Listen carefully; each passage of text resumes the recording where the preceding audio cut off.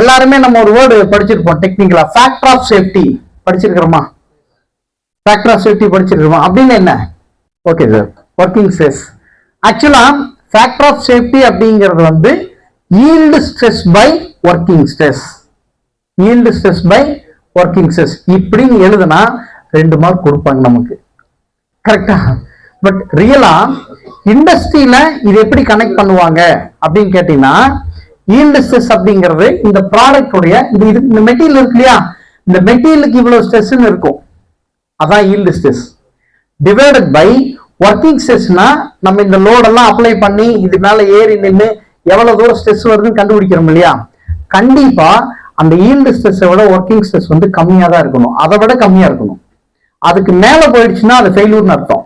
அதனாலதான் டெக்னிக்கலா ஸ்டென்டாபிலிட்டியில புக்ல போட்டிருப்பாங்க, factor of safety always greater than 1. Note பண்ணிக்கோங்க, ஃபேக்டர் ஆஃப் சேஃப்டி வந்து கிரேட்டர் தேன் 1 இருந்தா மட்டும்தான் எந்த டிசைனா இருந்தாலும் அது சேஃப் டிசைன். 1 விட கம்மியா இருந்துச்சுன்னா கண்டிப்பா அந்த டிசைன் வந்து ஃபெயிலியர் ஆயிரும், அந்த ப்ராடக்ட் தயாரிச்சா ஃபெயிலியர் ஆயிரும். இப்படிங்கிற ஜஸ்டிபிகேஷனை இண்டஸ்ட்ரியில நம்ம கொடுக்கணும், right? So this is what actual scenario for the practical application of case study. இது வந்து டெக்ஸ்டைல் யான் ஃபீடிங் மெஷினரியில வரக்கூடிய ஒரு சின்ன ப்ராடக்ட். இதுல பாத்தீங்கன்னா இதுல 2ல இந்த இடத்துலயும் ஷாஃப்ட் வரும். பட் என்ன ஆகுதுன்னா இந்த இடத்துல மேக்சிமம் ஃபெயிலியர் வர்றதுனால இதை ஆப்டிமைஸ் பண்ண சொல்லி கொடுத்துருக்காங்க. நான் என்ன பண்ணேன்னா இந்த ஸ்ட்ரக்சரை அப்படியே எடுத்துட்டு இந்த ஸ்ட்ரக்சரை வந்து நான் என்ன பண்ணிருக்கேன், நேற்று நீங்க கிரியோல போட்டீங்க இல்லையா, அந்த மாதிரி இதை நான் மாடல் பண்ணிட்டேன்.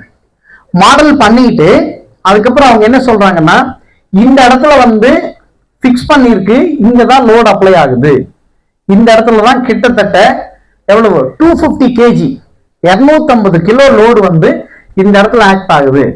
அப்படி 250 கிலோ இந்த இடத்துல போட்டோம் அப்படின்னா இந்த ஸ்ட்ரக்சர் ஏதாவது உடஞ்சு போயிருமா, ஃபெயிலூர் ஆயிருமா, எங்களுக்கு கண்டுபிடிச்சு சொல்லுங்க. சப்போஸ் ஃபெயிலூர் ஆயிடுச்சுன்னா வேஸ்ட். இது வந்து ஒரு காம்போனன்டோட காஸ்ட் வந்து கிட்டத்தட்ட 3800 ரூபா, ரைட்டா? லட்சக்கணக்கில் இந்த ப்ராடக்ட் தயாரிக்கணும்.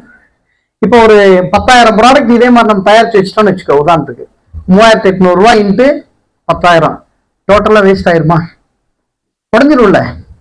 அப்படின்னா இதுக்குதான் வந்து ஆன்சிஸ் மாதிரி சாஃப்ட்வேர் யூஸ் பண்ணி FEM அனலைசிஸ் பண்ணணும்.